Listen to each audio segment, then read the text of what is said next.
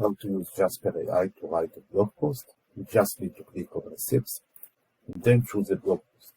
You will click on Run, and now we need to fill up the points. We will write a topic, for example, and then we just need to select the line and click on Ctrl Enter. And Jasper will write us a brief.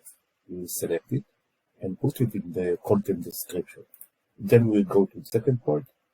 We just need to select it and click on Ctrl Enter. And Jasper will write us IDs for titles. We will choose one, and then we will go to the next point.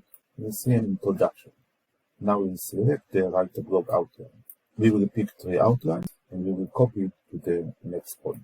Then we will select each outline and click on Ctrl Enter. And Jasper will write us a paragraph. And then we will go to the last point and Jasper will write us a conclusion part. That's all. Now we have a blog post. Very easy. Thanks.